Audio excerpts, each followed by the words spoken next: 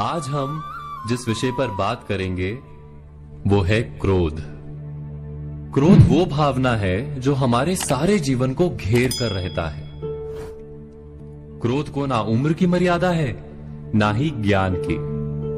कब, कहां और किस कारण से क्रोध पैदा हो जाए वो कोई नहीं जानता। और जब क्रोध जन्म लेता है तो तुरंत ही विचार करने की शक्ति खो जाती है। बुद्धि पर अंधकार छा जाता है। वर्षों के संबंध पल भर में टूट जाते हैं। सारा जीवन बिखर जाता है। किसी भी कारागार में जाकर देखिए, अधिकतर अपराधी क्षण भर के क्रोध का दंड भोगते हुए दिखाई देंगे, पर फिर भी हम क्रोध पर अंकुश नहीं लगा पाते।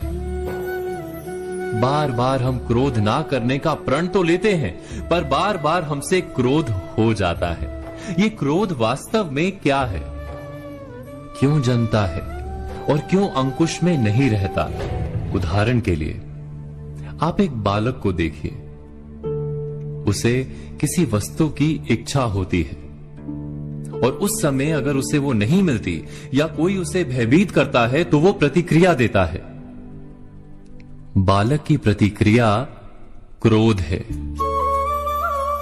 क्योंकि बालक निर्बल है, निसहाय है। बालक अपनों से बड़ों को अपने वजूद का एहसास, अपने अस्तित्व की प्रतीति करवाने का प्रयास करता है क्रोध के माध्यम से। बड़े होने पर भी हम क्या ऐसा ही नहीं करते? क्या क्रोध हमारे भीतर बैठे बालक का प्रतिभाव नहीं? अर्थात क्या क्रोध वास्तव में केवल बालक जैसे व्यवहार का नाम नहीं? जब अहंकार को घाव होता है, जब भय लगता है, जब कोई वस्तु हमें प्राप्त नहीं होती, तब हमें क्रोध आता है, ठीक किसी बालक की भांति।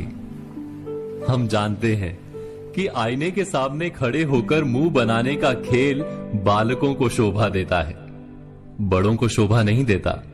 फिर भी हम बालक की भांति क्रोध करना बंद नहीं करते।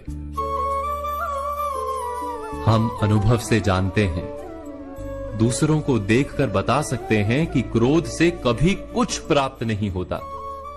सम्मान हो, संपत्ति हो, प्रेम हो या सुरक्षा हो, क्रोध से नहीं मिलता। मिलता है तो प्रयासों से, कार्य करने से, बुद्धिपूर्वक विचार करने से। मनुष्य मात्र अपनी आदतों के अनुसार ही जीता रहता है। क्रोध भी आदत बन जाती है। हमारे चाहते हुए भी हम अपने प्रतिभावों को रोक नहीं पाते। हम स्वयं को बड़े या पुख्ता मानते हैं, पर थोड़ा सा कारण मिलते ही हमारे भीतर का बालक क्रोध कर बैठता है। अर्थात क्रोध वास्तव में और कुछ भी नहीं, हमारी बालक बुद्धि का नाम है। जैसे ही हम इतना स्मरण में रखें कि हम बालक नहीं, बालक जैसा व्यवहार हमें शोभा नहीं देता, वैसे ही क्रोध स्वयं ही बंद हो जाता है। क्या ये सत्य नहीं? इस पर विचार मनन अवश्य कीजिएगा।